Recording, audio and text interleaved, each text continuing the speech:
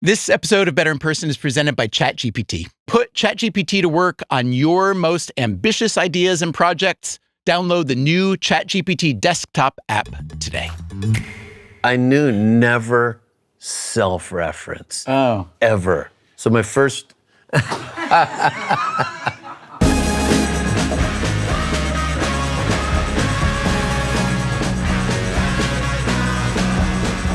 If you've ever chased a dream, the kind of dream that would rearrange your life, you may have wondered, what if it comes true?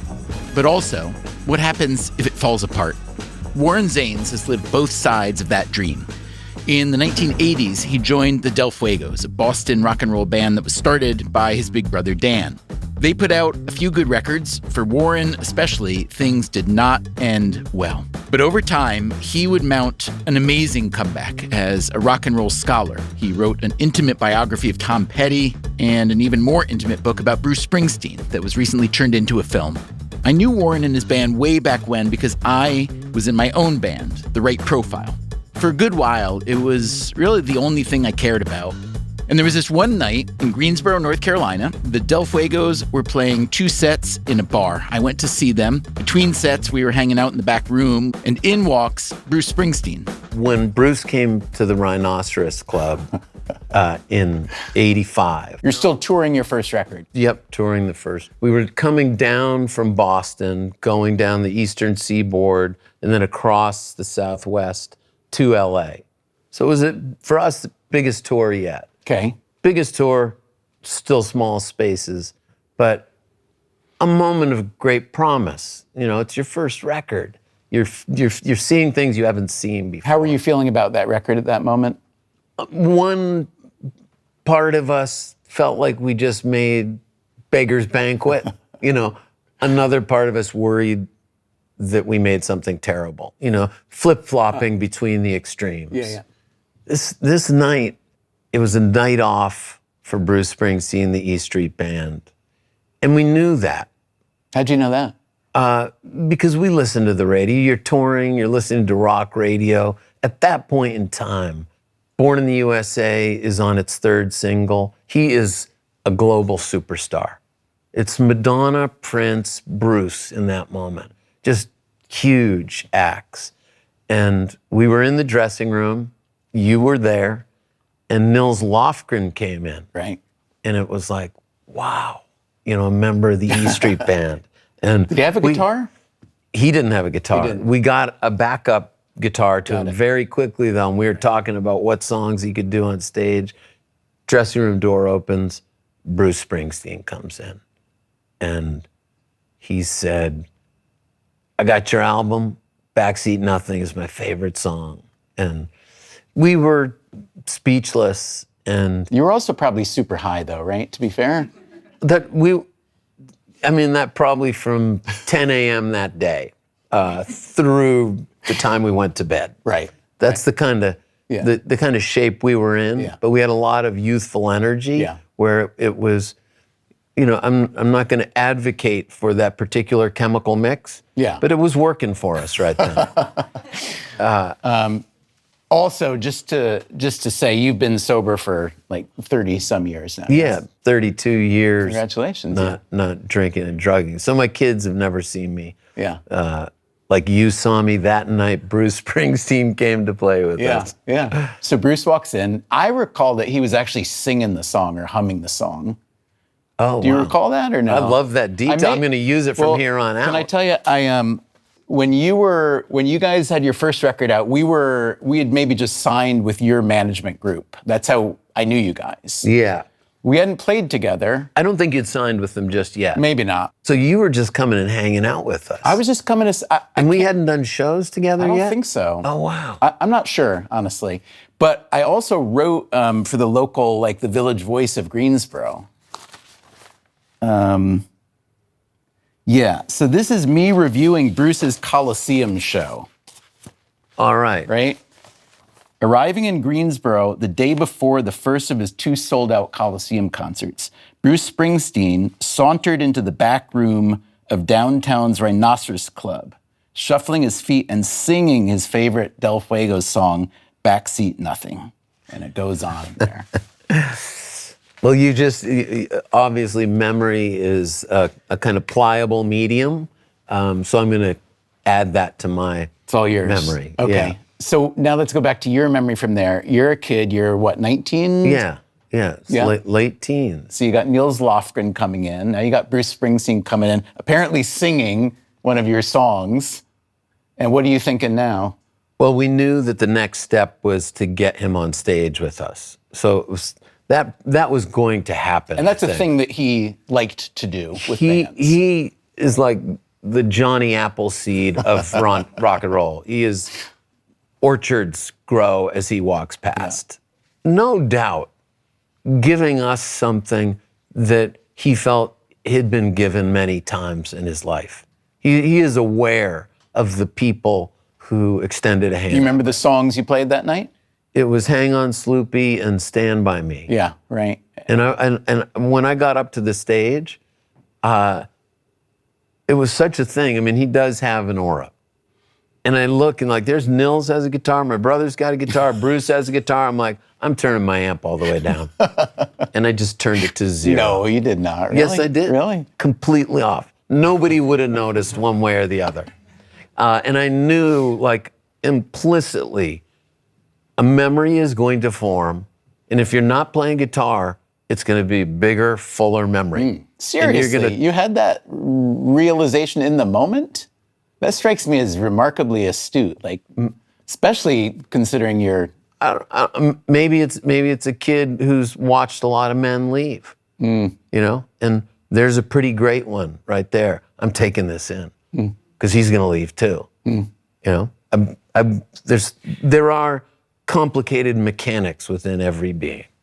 You know, at that point in time, I don't know if you remember this, but I had a chipped front tooth. Yeah. Like half of it was missing. It had been knocked off on someone's beer bottle. And I left it that way for like a year. So when I met Bruce, I was a teenage kid with a chipped tooth in a rock and roll band. And at the end of that tour routing, we met Petty for the first time. And, you know, once again, I was that kid, and he came down to a show. And, you know, both these guys first saw me in that moment. And I can assure you that neither of them said, "There's my future biographer." I don't blame them. But I think they nonetheless did an accounting, and that did matter later on, just as much as it mattered that I evolved from that. You love the band? I love the band. I had nothing else. Right. Let me say this. You know, growing up in Concord, New Hampshire, my uncle lived above us and listened to oldies radio. So that was Little Richard, Buddy Holly, Chuck Berry. My mother had a great record collection: Stones, Beatles, Dylan, you know, Pete Seeger, Aretha Franklin. When Tom Petty and Bruce Springsteen came along, it was like all that music was fused in artists who we could call our own. And you felt that even as a kid. You knew that as a kid, yeah? Yeah. It's funny how, like, the fight for identity, I think it starts earlier than we think. What do you mean the fight for identity starts earlier? You want to show up at school with some sense of who you are. And when you can find music that feels like yours, I think nothing serves that identity building quite like music does. So I've heard you talk about your family a little bit, and it sounds like it was one of those kind of cool Yankee, New England, arty, ragged at the edges families. But then years later, I heard you mention that you felt like an unparented creature. Yeah, I mean, my father I met like 10 times. I don't know. I didn't count them. Now? He is. He's like, I don't know, 8 years. But that absence was a formative absence in the home I grew up in. So, you know, my mother was single parent, 3 kids. There was a lot that wasn't going to happen. Some needs weren't going to be met. And so we got filled up on the culture side. On the emotional development side, it wasn't always as abundant. All right, so how did you end up in a band with your brother then? My mother encouraged the 3 of us to apply to boarding schools, you know, to go after a better education than Concord, New Hampshire could provide, but we would need to get scholarships. And we all did that. So I went to Phillips Andover Academy, and 2 times the school asked me not to return by formal letter. Yeah. And I was like a boomerang. I kept coming back. And I graduated. In my senior year, though, the Del Fuegos were playing quite a lot of shows in Boston. And I had a black ski mask and black pants and a long sleeve black shirt. Yeah. So I could evade campus security. So I'd go out, meet a townie, drive into Boston, stay up all night, creep back in the morning, and go to class. Did you play any music at this point? I played the record player. I'm not even sure that qualifies as an instrument. I think it doesn't, actually, yeah. But did you play it well? It I seems think like I played it well enough for Dan to ask me to join his band. It's a very generous brotherly thing to do in retrospect. I know that you and your brother went through many phases. I think you're in a good phase now, right? So it's a little easier. Yeah, check in next week. But can I just tell you, like, I think if you look back at the history of bands, that the number of brothers who want to keep a brother out of the band is way more than ones who want to let one in.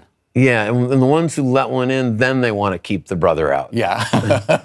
Also, to want a brother in who doesn't really play music yet. Well, I'm just saying, you must have been a real badass. Like, they need you in the band, even though... I've thought about this for decades. So I did have something that I think the others didn't have, and it was just in the spirit department. Not to say they didn't have a spirit of their own, but if anyone was going to burn the house down, it was going to be Warren. And that's good for rock and roll. It is good for rock and roll. Yeah. So what kind of guitar player were you in the first year, let's say? Not much of one. I mean, and I've been consistent with that.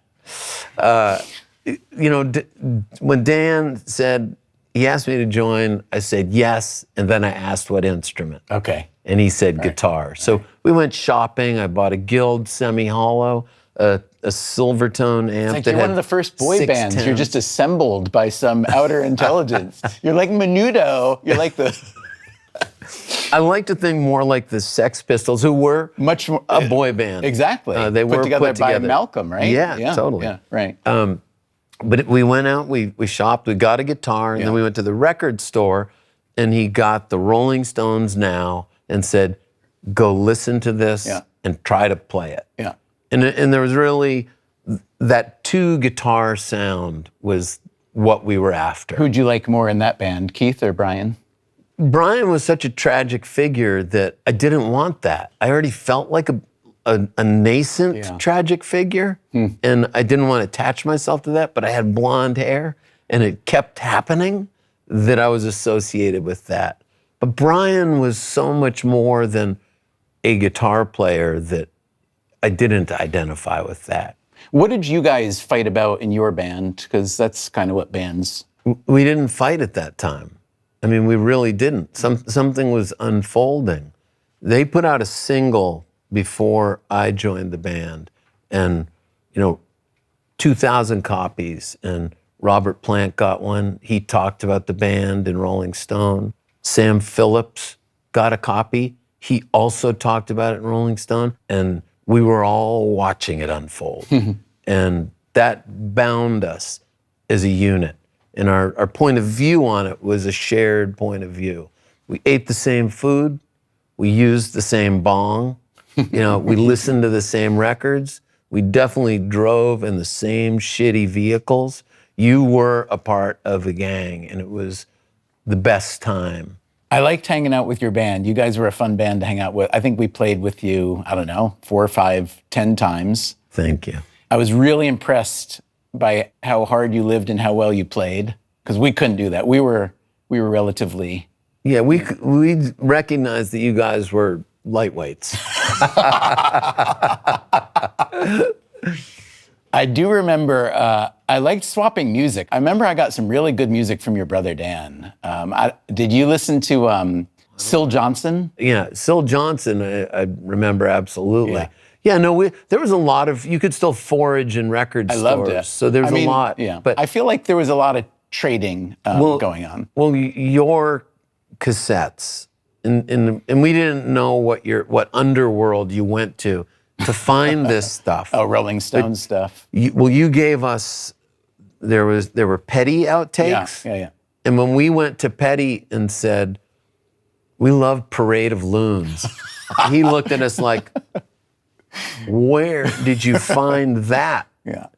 And then, of course, the Keith Richards tape of him playing in his hotel room after he'd been busted for heroin in Toronto, I think it was. That one never left me, and I went and I learned a couple songs from it, but... What'd you learn?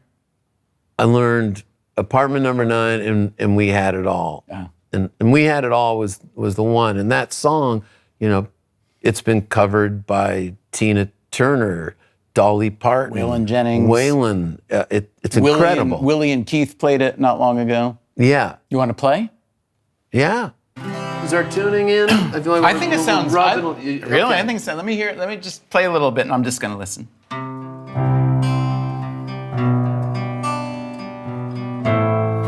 I think it sounds more in tune than I've ever been in a band. Cool. What's the most takes you ever did of a song in the studio with the Del Fuegos? I don't know. I was probably passed out on the couch. Here we go. Yeah. I can hear the wind blowing in my mind, just the way it used to sound through the Georgia pines. You're always there to answer when I call.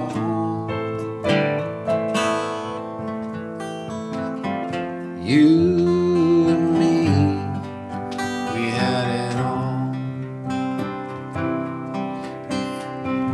Remember how I used to touch your hair while reaching for a feeling that was always there. You were the best thing in my life I can recall.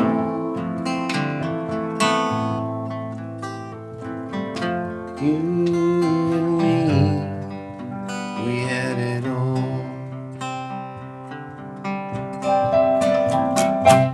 I know that we can never live those times again, so I let these dreams take me back to where we've been, and I'll stay there with you just as long as I can. Oh, it was so good. Oh, it was so good. Oh, it was so good when I was your man. I'll never stop believing in your smile, and even if you didn't stay long, it was all worthwhile. You were the best thing in my life I can recall.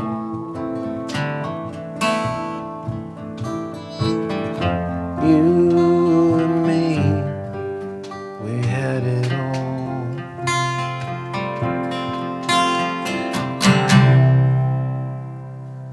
If I could write one of those, Yeah, I might promise not to write any more. I know, it's a really good song, and it's about as simple a song as it gets. Yeah.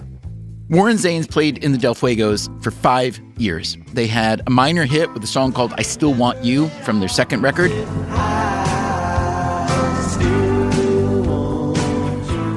They made it to MTV, they made a beer commercial, and they toured with Tom Petty and the Heartbreakers. He sang on one of our records. It wasn't too much after that I quit the band. Want to talk about quitting? Yeah, it's a simple story, and I think older siblings sometimes have a hard time seeing younger siblings as something other than a younger sibling. And I think my brother, though he recognized my spirit and wanted that in the band, didn't want to share the creative work. You wanted to get songs on the album and stuff like that? Yeah, I mean, I was writing. I showed him things. And, his last comment to me before I quit was, I think you're there. I think the songs are equal to mine and you got to go form your own band. And I felt so betrayed. And that's all he needed to say for me to say, I'm done. I'm gone. If you can send me back to square one and not see the investment I made in this band and how it served you, I'm out of here. And what I wasn't thinking was I was going to nothing. It was really psychically for a young person, it was brutal. And I was still out in Los Angeles, and it was right in that time where Tom Petty and his family had a Christmas party. Their home had been burned down. It was an arson case, and they were living in Charo's house in Beverly Hills. True story. And I don't know why that's funny. It just is. There's something about the cultural mix. Also, just the idea of Charo having a house. I imagined her like floating down in a cloud of something awesome. I always remember there was like a Picasso print of Don Quixote and Sancho Panza, and they just always stayed with me. But at that party, Tom and his wife Jane gave me this Beatles magazine as a Christmas present. Oh, that's nice. Meet the Beatles. Yeah, so it's from the year I was born, and I have so few artifacts from my life. But I went to Jane Petty and I said, Jane, you gave me a Beatles magazine for Christmas, and I know there's a Beatle in this building. Because the second he came in the front door, whether you saw it or not, it's the Beatle power. Come on. People are like, George Harrison, just shut up, George. And so I knew it, and I went to Jane, and she said, come to here. Took me down this hallway, opened the door, kind of prodded me in the family of a push. And I'm holding this magazine, and she said, Warren's got something impending. Impending. That was the word. And she shut the door, and I'm suddenly in a room, and it's Tom's office, and behind the desk is George Harrison playing a guitar, and to one side there's Tom playing guitar. There's Jeff Lynne. You got 3 of the Traveling Wilburys, weeks before they became a band, and then Mike Campbell, Tom Petty's guitar player. And it almost appears that I've run into the room. And, it was with a Beatles magazine with a Beatles and George magazine. Harrison sitting there playing guitar. And it was the 80s. And there were some overindulgence going on in the territory of fashion. Okay. And I embodied it. Yours? Yes. Oh, I thought you were saying them. I thought you were saying they were overindulging in drugs. You're saying you were overindulging in fashion. What are you wearing here? I had this embroidered jacket that was very floral. I was wearing a... Was it all the way down to your boots? Yeah, I don't even need to go into it. Just imagine the worst. But long hair, long blonde hair. They stopped playing, and George Harrison says, it's Brian Jones, back from the dead. And then he starts playing a song about a dandy, and everybody's laughing. And I'm standing there holding this Beatles magazine as a Beatle makes other people laugh at me. He gets to the end of the song, and I just put the magazine forward. He takes it, and he signs it for every Beatle because they learned one another's signatures. That's what I'm looking at here? Yeah, so he did each person. Walk me through that. It says, to Warren, you have something impending. Good luck in the future. I do appreciate it. George Harrison. And then after he did it, I'm like, he's signing for the others. Right. And he just signs their name, or does he write a note from John and Paul? No, okay. He just signs their names, and then he gives it back to me. And what's his affect now? Is he... Does he know that you're a young person to be respected? No.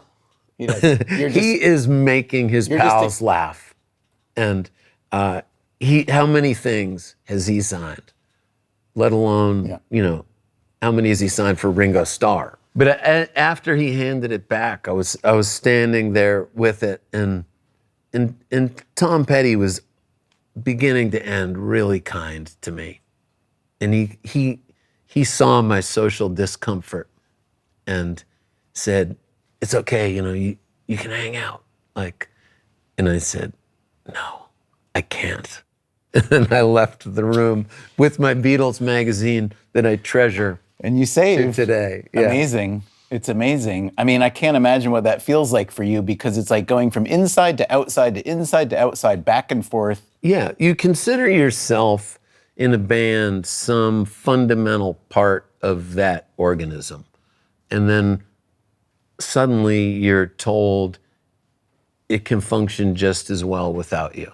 And if you're young, this is a psychic rug being pulled out from underneath you. Yeah. And it wasn't a happy landing. I remember going to a little bit after this Christmas party, going over to Petty's house, and I'm sitting in his office with him, and we were just smoking some of my mother's pot, and which is called what? Concord Grape. Just for home use? She wasn't a dealer? No, she wasn't a dealer, but when we were on tour with Tom Petty, he finally said to us, "I can't keep coming to your dressing room to smoke your pot. Can you connect me with your dealer?" And we said, "Well, it's our mother." And he said, "Next time she's in Los Angeles, please have her come out to the house." Uh-huh. And she did that. She did. Yeah. So he knew kind of what we came from. But that afternoon at his house, it was just the two of us in his office, and there I was, a guy who was no longer in a band, and he was asking me, like, "Well, what are you gonna do next?" And I still had some bravado in me, enough bravado to say, "Well, I'm gonna put a band together, and I'm gonna show him," meaning my brother. And Petty looked at me and said, "Los Angeles isn't where bands come from. This is where they come to. But they come from other places, and you got to go back home." And it was not what I wanted to hear. And he was right. This episode of Better in Person is presented by ChatGPT. ChatGPT Work moves beyond answers into getting real work done. It's a new experience in ChatGPT for bigger, multi-step projects across web, mobile, and desktop. You can give ChatGPT Work a goal and have it gather context, choose an approach, create the output, and continue iterating, all while you stay in control. It can help turn messy inputs into useful outputs like briefs, spreadsheets, dashboards, presentations, prototypes, landing pages, and workflows. You can even ask ChatGPT Work to take on entire workflows with a single request. Here's an example. It can turn customer research into a campaign brief, use that brief to create marketing assets, and adapt those assets for different markets, carrying context through every step.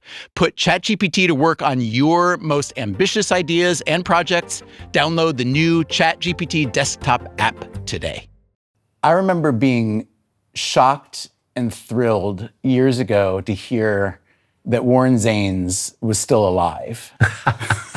Because if I'd had to put money on it, when I knew you, when we were kids playing in bands, I didn't really know how you ended with your band. I left my band. But the Warren I knew then was a raw nerve, kind of, is the way I would think of you. Yeah. And so I was thrilled to learn that not only were you alive, but you'd gotten a PhD and were working at the Rock and Roll Hall of Fame as a VP of something impressive sounding. So how did that happen, briefly? Yeah. Well, I'm still in touch with that kid. He's still alive. He's here with us today. But yes, I was walking close to the edge of the cliff, not knowing I was close to the edge of the cliff. And I don't even know how to describe the trouble I was in, but I was in trouble. And not through my own good planning, I eventually pivoted from music to college with the intention of only going for 2 classes. You get 4 degrees, I think. You get a bachelor's degree, 2 masters, and a PhD, correct? Yeah. Seems like a little overkill, but okay. I liked school. Yeah, you did. Did you think it would save you? What did you see in college? I was living in New Orleans and I was repairing bicycles. And so, there I was repairing a Schwinn, and it had only been a year since we'd played Madison Square Garden with Tom Petty. And I'm listening to the radio, and the first single from Full Moon Fever came on, and it was I Won't Back Down. And it just was the sound of a man who had reinvented himself again. He obviously hadn't settled into anyone's idea of who Tom Petty was. He went exploring for the next version. And the message to me was, you damn well better go explore for the next version of yourself. In 2015, Warren Zanes published Petty, the biography. 8 years later, he published Deliver Me From Nowhere, the making of Bruce Springsteen's Nebraska. In the 2025 film version of that book, Jeremy Allen White played Bruce. I asked Warren what it was about Nebraska that captured his attention. Yeah, Nebraska, can I pull out my copy? Yeah. This is the copy that I got at Pitchfork Records in Concord, New Hampshire in '82, and I took it back to boarding school, and I was listening to it the night I got busted with pot that my mother had grown and a case of beer on a Monday night. I'm listening to Nebraska, and the house counselor comes in, and I still graduated. But I formed this relationship with Nebraska that was, it was slow. My first response to the record was disappointment. I was a Bruce Springsteen fan. What kind of fan were you? What were your favorite?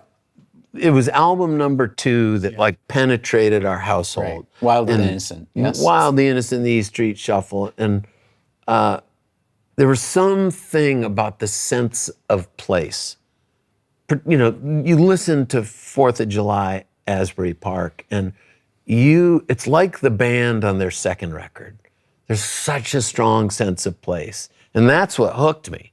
There were characters, there were conflicts, but it was the sense of place. Eudora Welty has that essay on place and how important it is. And among the elements of fiction, it's often given not for Bruce. Yeah. So this record, Nebraska, sounds very much like a place, but it's such a different, dark, unusual place. So how did you receive that? Well, it was so, in reviews, Rolling Stone used the word shock to describe this. And that was the right word. It felt like a shock. It felt like what it is, unfinished, raw, imperfect.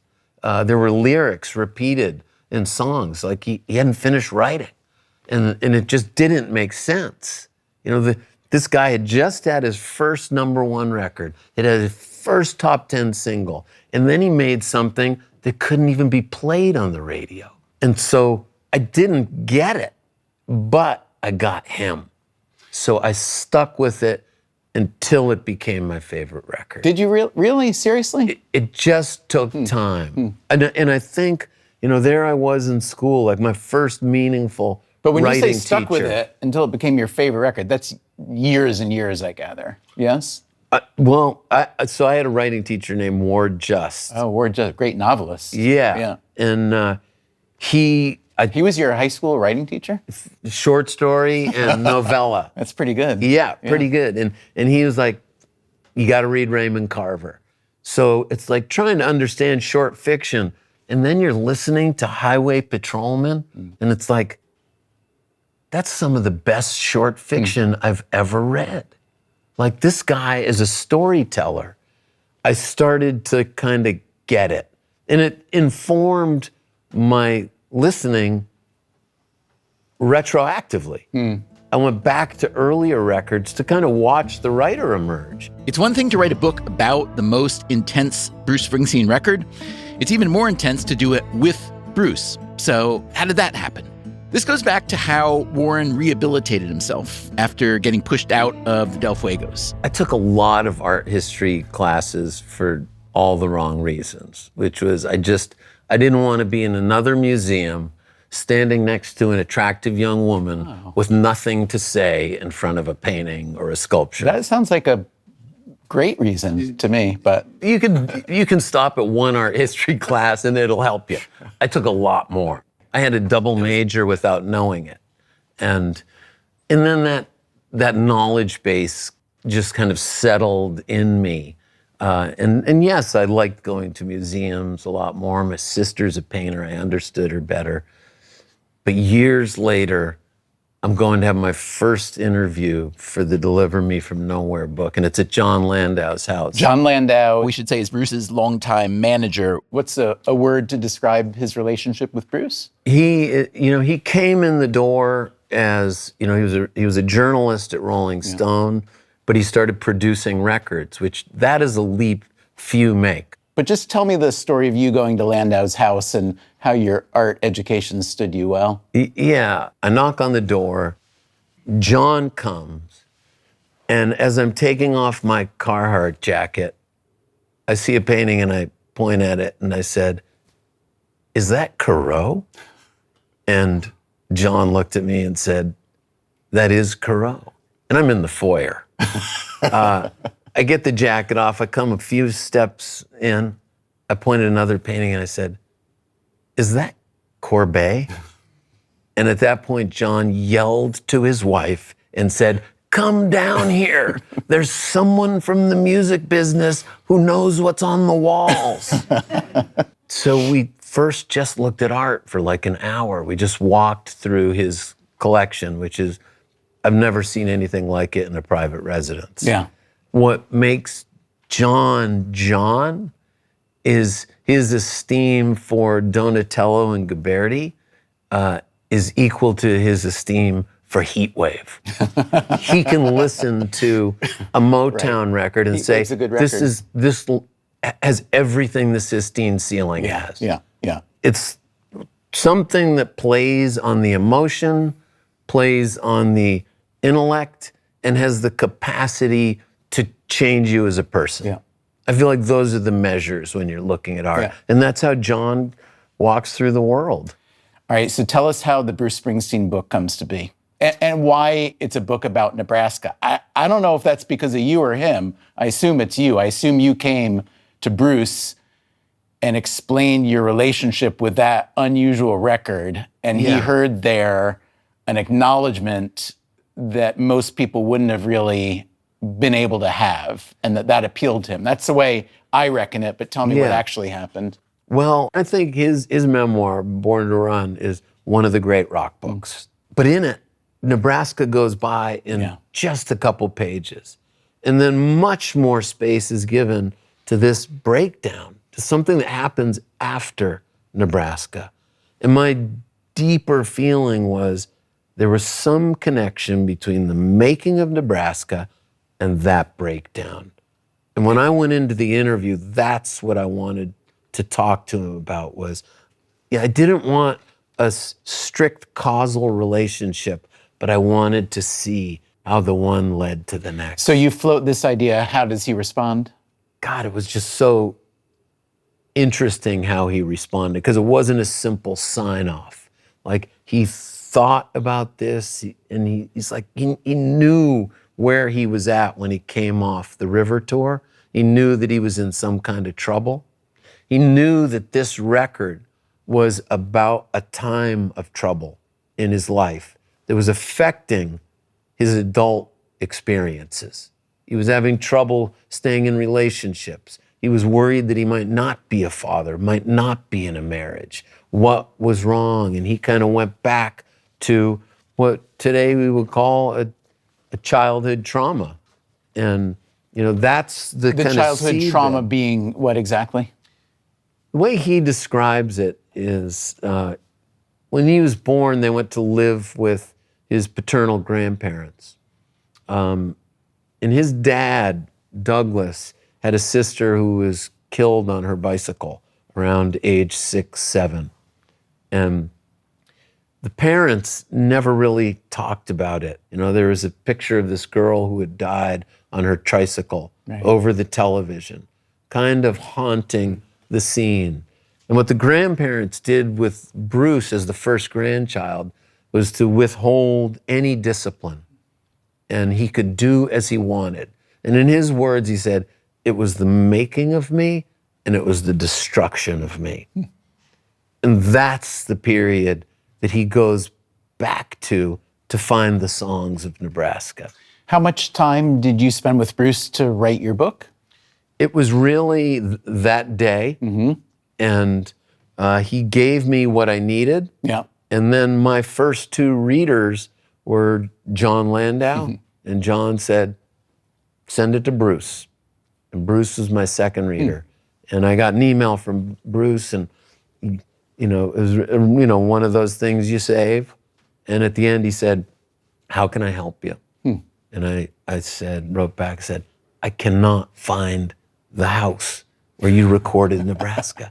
You can find any Bruce Springsteen house online, but not that one.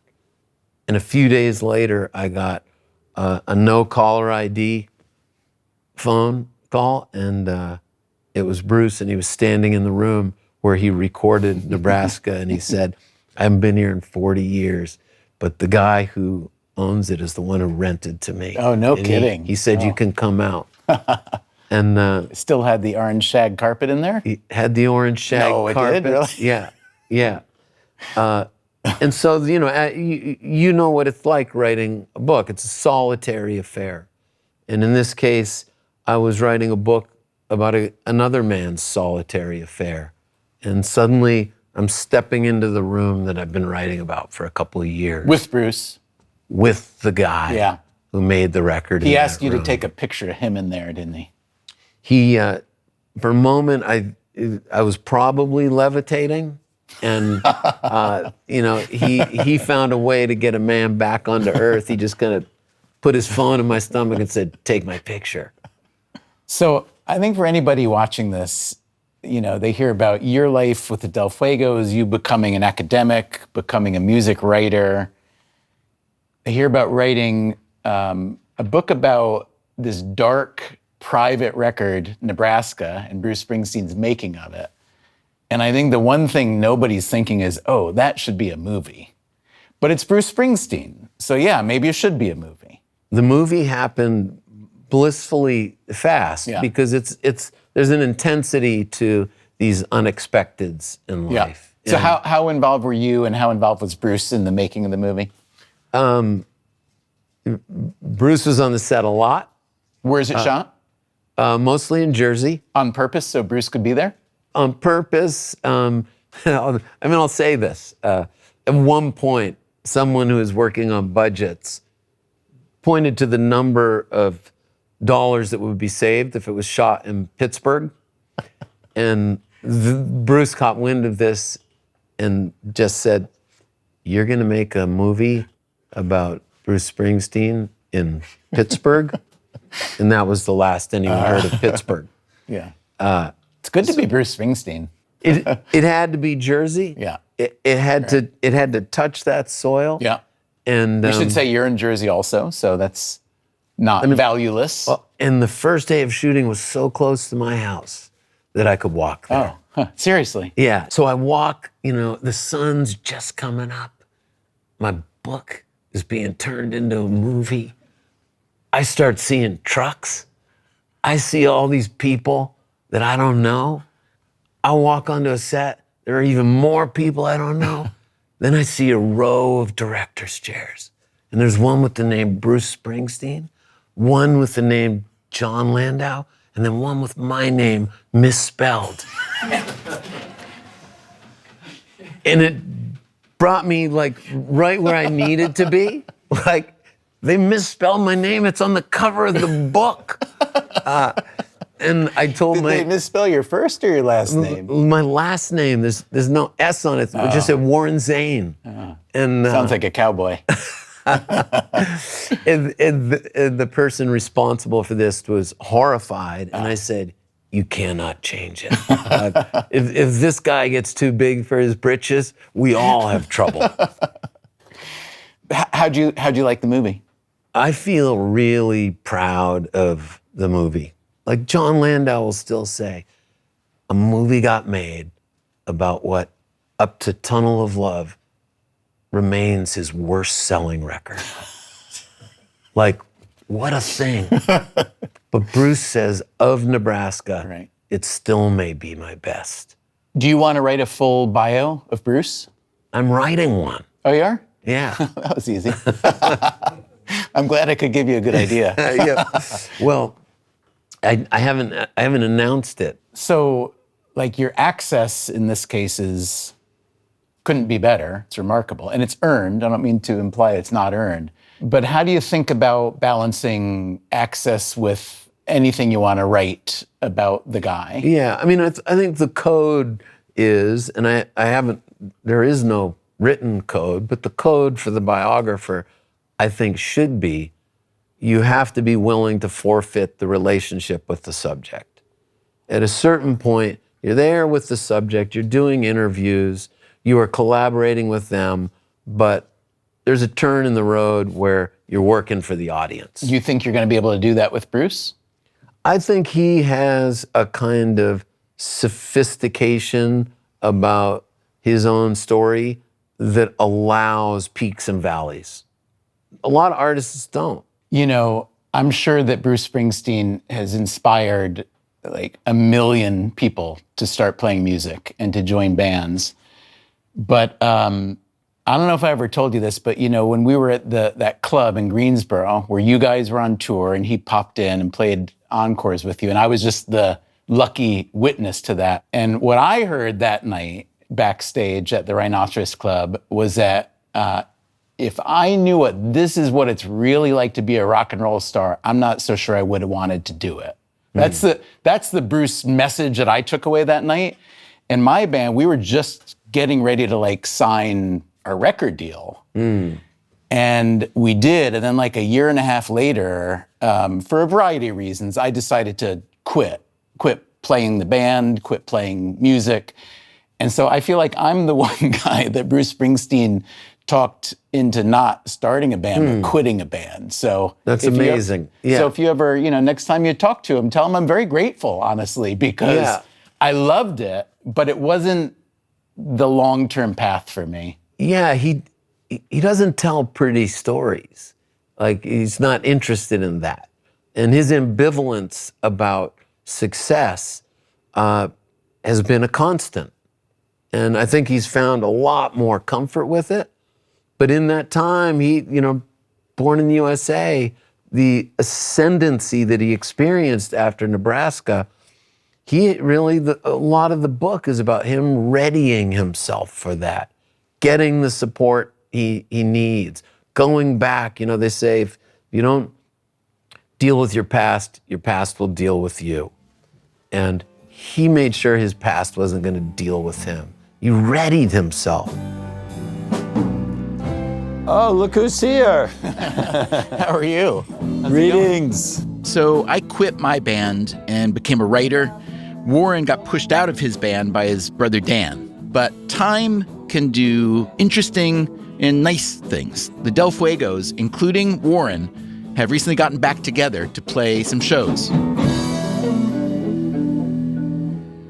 mean, it's been 40 years. Right. But had you guys played much between now and then? I think like 2 times. So this is a big deal. It's fun. I mean, fun. It's a fun thing. It's awesome.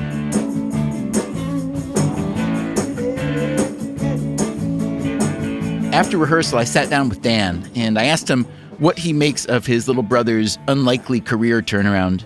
I'm just so proud of him. It's been incredible. And I know it wasn't easy. I mean, it's a blessing to see anybody succeed in life and to succeed in showbiz and to create a space for themselves where they can really be themselves and be creative and also reach people, you know, and that he was able to do all that. I think it was a bumpy road in a lot of the times that we knew you, just because of the usual, you know. Yeah.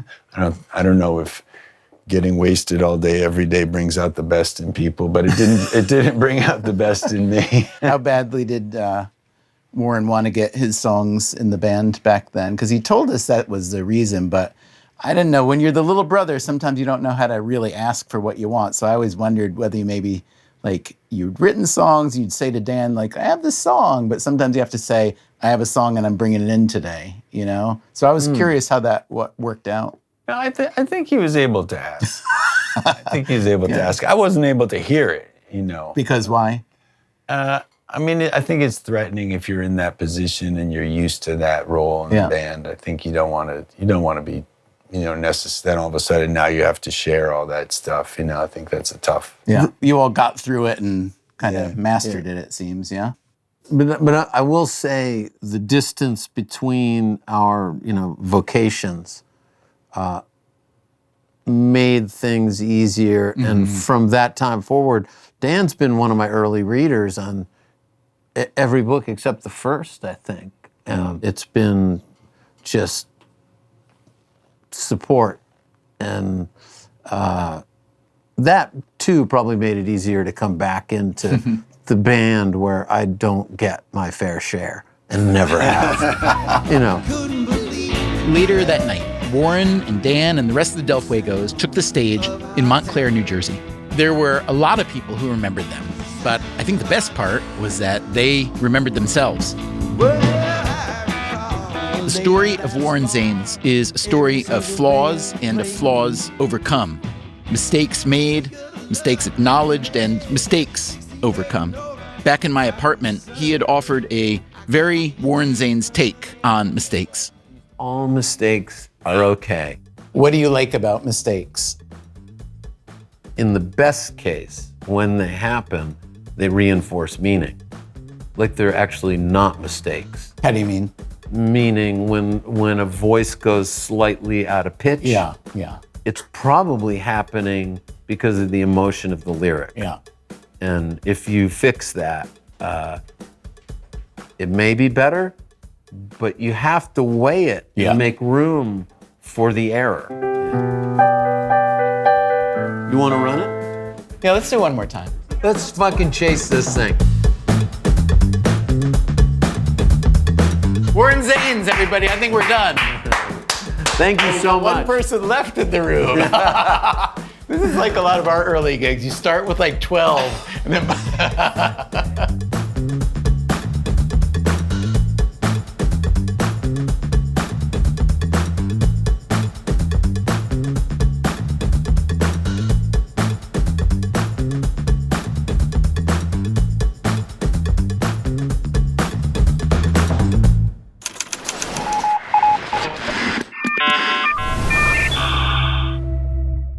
Thanks again to ChatGPT for sponsoring today's episode of Better in Person. ChatGPT can help teams move from goals to real outcomes. Put ChatGPT to work on your most ambitious ideas and projects. Download the new ChatGPT desktop app today.